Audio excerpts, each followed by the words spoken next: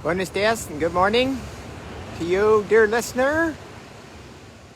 Glad that you've got to this video. This is the one that will give you pretty well all the information you need to say, yes, I'm in. Yes, I'm ready to let go of my ego. Yes, I'm ready to step into my divinity. So let's see how this works, okay? So, start off is you need to know some basic information to help you make the most informed decision. So your ego's not getting you second guessing and doubting and what's it's strictly the basics of all you need to know. So to begin with, just so you know, I've spent 41 years and in excess of 125,000 hours putting together a 100,000 piece puzzle of who I thought I was, to find out that's not how you do it. Now that took me 41 years to find that out. Now you can have that overnight. You can have that before the end of this call, what that's like. And what it is I was looking at and working with pieces of who I thought I was. And I was doing it intellectually. So intellectually and pieces are so archaic.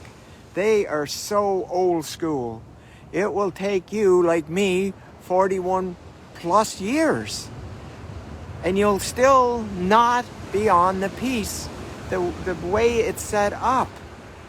The way it is you are of who you are. Okay? It's not. You can do all your personal development all you want, your affirmations all you want, and get that high, but you're still going to not be able to hold it. No, you're not. So there's 3 steps to this process, and it's over a month. They're 2 weeks apart. They are the transformation. 2 weeks later is the holding, and 2 weeks later is the acceleration. So let's talk about what it is. It's like along the lines of Michelangelo when he was finished carving the statue of David. And he's just one of the 2. Those beautiful artists, him and Leonardo da Vinci both at the same time. But anyway, with coming back to Michelangelo, he was asked on many occasions how he created such a magnificent statue. And he said, well, it was simple, actually. He said, I went to the quarry one day and I saw this gigantic block of marble. Instantly, I saw David inside. Now, that's the same words I say to myself when I see you. I instantly see your divinity inside. So all of your programs and all of your patterns and all of your judgments and all of your addictions and all of your angers and rages and emptiness and loneliness, I don't pay any attention to them. There's no judgment on my part. I can just see your divinity, and my job is to expose it so you can decide that's it for me. And so, he said all I did was take it, that's the marble, this block of marble, back to my studio, and I proceeded to carve away all the marble that wasn't David. Okay? That's what he did. Now, before we get to carving away all of instead of the marble, the beliefs. So you have negative beliefs about yourself and you have positive beliefs about yourself. Okay, that's what you have. And then you have a knowing. And most people probably spend maybe 10 hours in their lifetime in the knowing of who they are. Yeah. And the rest is in their ego, not good enough, not loved, not worthy, worthy. I'm alone, I don't fit in, I do fit in, I'm superior, look at me, look at all of what look at my car, my boat, and my bank account, and look at my clothes, and look at my beautiful partner, and look at my beautiful children, and my cat and my dog. And then there's the inferior of, oh my God, I've got nothing, and look at this beat up old rattle trap that I have to drive, and I hate my job, and I'm in a dysfunctional relationship. We're arguing all the time, and my kids are such a a difficult thing for me. I never have any peace or quiet, and on and on and on. So what those are programs and patterns based on beliefs you have about yourself, both negative and positive. That's what they are. But then we have a knowing of who we truly are. And I'll get to that. And you know this, just like with Michelangelo, I am not giving it to you. I'm not giving you anything, not giving you one single thing, nor am I dealing with your symptoms. I don't deal with symptoms, not at all. What I deal with, the cause of all causes of all symptoms. Now let's come back to someone along the lines of Michelangelo was Leonardo da Vinci. 1999, I believe it was. I'll check that someday to see how accurate that was. But I went to Victoria, BC. I was living in Vancouver. Went to Victoria to this Leonardo da Vinci exhibit, and he had his paintings, then he had his sculptures, and then he had his airplanes and helicopters and all those things that he invented in the 1500s. And I bought 3 books. Now, these books were like this wide and this long, and so a lot of pictures and diagrams and all of these kind of things in them. Keep in mind now, we're still talking about Leonardo da Vinci. And in one of those books that I bought, one of them, in one chapter in that book, in one paragraph in that book, in one sentence in that book, in 4 words in that sentence, I figured out why it took Leonardo da Vinci so long to do his sculptures or paintings or whatever, such as the Sixtine Chapel, how it took him 10 years instead of 3. Yes, I saw that. That's my gift. That's my gift. After this 41 years, putting together this 100,000 piece puzzle, I know where every one of those fit. I know all of the pieces of the ego. Every one of them. I had them myself. I was pulling me apart as I was working with people at the same time. So I have an intimate understanding of each of those pieces of that puzzle. And I can quickly figure them out. Like the guy I had yesterday, an acclaimed artist. Okay? I knew everything about him in 10 minutes. We could have had it done in a half an hour, the transformation. I slowed it down to 2 hours. Okay? And that was from me having these personal experiences of my own multiple addictions and my multiple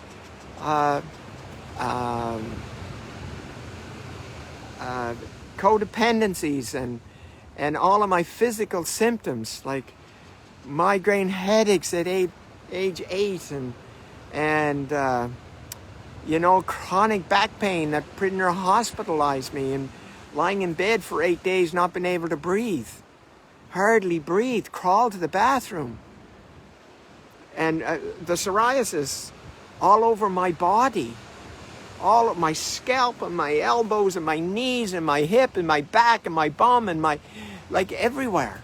Had all of them and more. Anxiety and panic. You see, I grew up in a violent, Irish Catholic, alcoholic, poverty-stricken home. That's what I grew up in. 6 sisters, 3 brothers. Okay, dead and alcoholic, and hardly anything for clothes or whatever. I was taking care of Dawn from age 8. And so anyway, what this is about is looking at all of these negative beliefs you have about you, of who you think you are, and then see all of the positive ones of who you think you are. And I'm telling you, the positive ones are as toxic as the negative ones, and there's reasons for that. It's because they're both fear-based and they're externally referenced. And that's where your symptoms come from. They're created out of that mess, that toxic cesspool of negative thinking. Both negatively and positively thinking about who you think you are. I don't care whether it's the cancers or the hemorrhoids or the skin disorders or I don't care. It doesn't matter to me. Symptoms are not the answer. And cutting this and burning that is not how you deal with symptoms. It's not at all. And so, how it works is that it's like getting to know the understanding. And so there's three programs. One is the negative beliefs, like I said. The other's the positive beliefs. And then the other is the knowing. The knowing of who we are. And I'll tell you what the knowing is. It's one of those moments in your life where you created something. There was something magical happen. And many, many times, for both male and female, but especially the mother, giving birth to their child, their first one especially. And there's this divineness about that.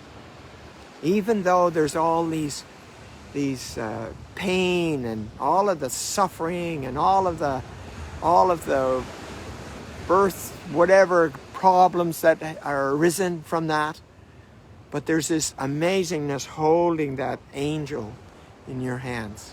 And whether that's the mother or the father or both, it's an unbelievably divine moment. And that's what I'm talking about. I'm talking about that. I'm not talking about the day that I won the award and everybody was clapping. No, that wasn't it. It was like something I accomplished. Something I accomplished that was out of the norm. Like the first time, 1993, when I demanded the clouds in the sky in Bermuda to not cover up the moon. And they come up to the moon and separated, went around it. And stayed that way until I went in to my condo. And then they went back and covered up the moon. Like, that's how powerful we are. And what this is about is talking about this power that you have to use for you, not against you. And all of these anxieties and panics and uneasiness is about that. And so how it is I'm looking for the cause. Just like with Leonardo, I knew the cause in a moment that I read that sentence and those three words in that one sentence, in that one paragraph, on that one chapter, in that one book. Yes, that's one of my gifts. And so it's about, what are these programs, what are these patterns that is running me based on who I think I am.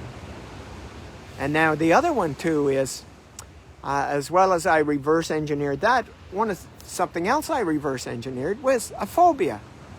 Now almost everybody, even though they're not consciously aware of it, and that's the one thing about the COVID, one of the best things about the COVID was what it did was it brought up from your subconscious all of these fears and phobias of you going to die. Yeah, whatever they were. Whether it's some form of a disease or running up by a truck or getting beaten to death by your partner or falling off a cliff or a spider or a snake or heights or closed in places. They're all about a phobia of dying. And I've done tests and it's 90 plus. 90% plus of the people on the planet have a phobia. They do. Whether it's failure, rejection, fear of intimacy, fear of abandonment. And when I say fear, they're really phobias for most people. That's what a phobia is intensity. So people walk around with fear, but then they have anxiety, which is a low grade fear. And then they have panic, which is a high level, intense one that practically cripples you and does put people in hospitals. You're damn right. Puts them in wheelchairs, puts them in crutches, creates accidents, creates all of these things. Everything around you is created by you in one form or another. And you'll find that all out. And so what I'm getting you to do, I give you a questionnaire. And that questionnaire fleshes out all of that information about all of your needs. All of your needs.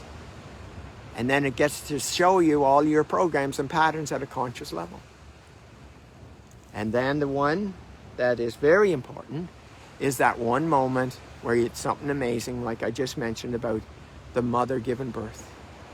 Now I'm going to tell you, dear listener, now you listen, and you listen carefully for what I'm about to say. Are you ready to hear this?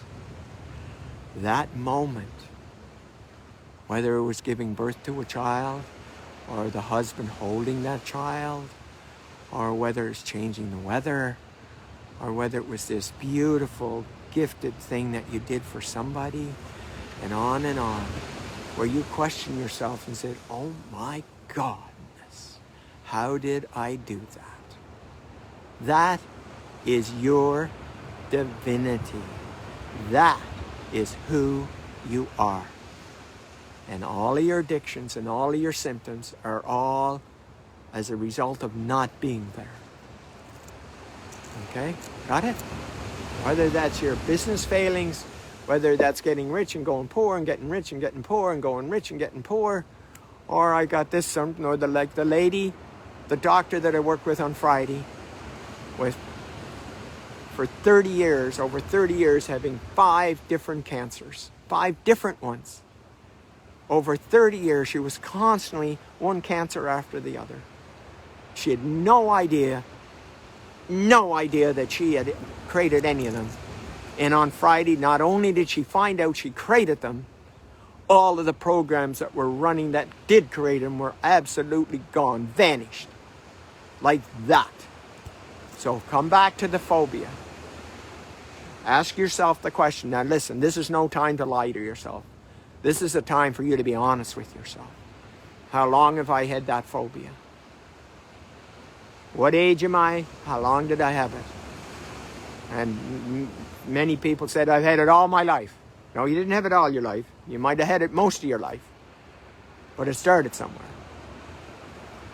And think about that. Like the lady that I worked with, she was 72 years of age. 72. And she had obsessive compulsive disorder for 69 years. Exactly.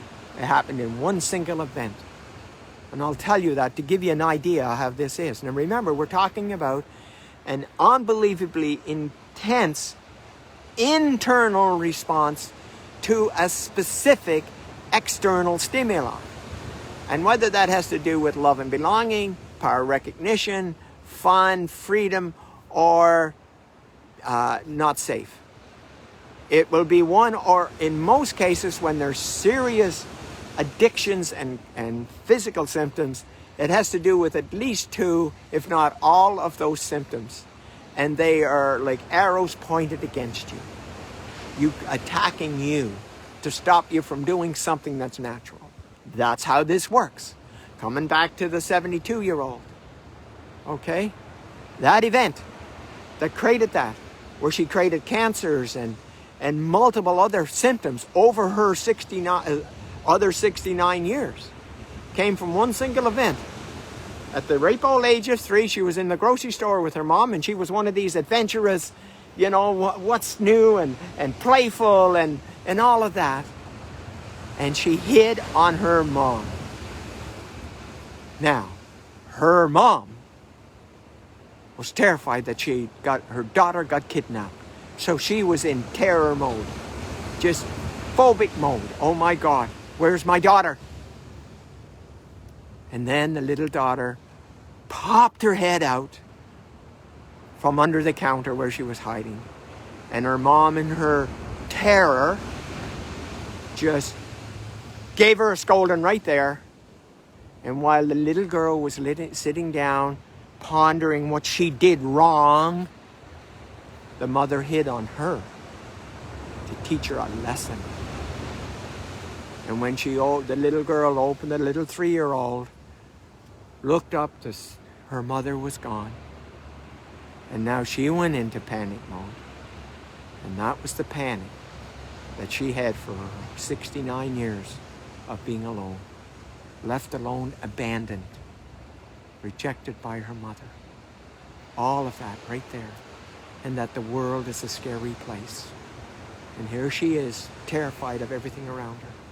And I'm telling you, yeah, we can talk about those, but I'll tell you, some of you business people, men or women, have that phobia of failure, the drivenness to succeed, the drivenness to be good enough. And it's going to be money. It's going to be money. Yeah, or career. Look at how great I am. Everybody knows me now, how wonderful I am. Well, those are the I am good enough, and the other ones is the failures, I'm not good enough. And these just go on and on and on and repeat themselves over and over. Because they're neurological, they're not intellectual. Good luck on that. So everybody in the personal development industry, for the most part, are working on the engine. Working on the sore back and the gimp knee and the psoriasis and the exhaustion and the cancers and the MS and on and on and on. But they have no clue in the world what created it. And so what it is the system under this intense pressure to create something that's impossible to create. Because I'll tell you, I work with multi-billionaires. I know. I've worked with enough of them to know the program. No matter how much they have, it's never enough. So good luck thinking that it's money. So coming back to the engine, that's where most people are working. They're working on the engine. That's the symptoms. I don't work on the engine. I work on reprogramming neurologically and cellularly the key. That's the difference. That's the difference. But not reprogramming the key in general. Reprogramming the key specifically to that one single piece that started everything. And good luck doing it intellectually. It wasn't created intellectually like the phobia. It was created neurologically. And all that happened with that phobia, it just got bigger and wider and deeper and more intense. All those years. In this case, this lady's 69 years. Yeah, that's what happened. Just kept happening over and over. And so what it's about is going back, finding that instant, neurologically reversing the process the identical way it got started. Identical way. In an instant. Neurologically. And that's what I do. So I find that one piece. Once again, 125,000 hours of doing this, 41 years, been able to find that piece. And then reversing it as quickly in the same way, using the same system that the ripe old age of 3 created to begin with. And guess what happens to the symptoms? They start dissolving, some in front of me, some in front of my eyes. I had one guy that came to me with 4 herniated discs, 2 inoperable. He had had a previous 2 different operations, 3 years and 5 years previous of the same thing. And he came to me, once again, don't deal with symptoms. And he was sitting there, and what had happened was he was on the strongest medication allowed for a whole year.